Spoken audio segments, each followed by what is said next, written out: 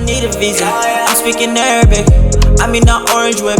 Baby, don't force it, I know we foreign.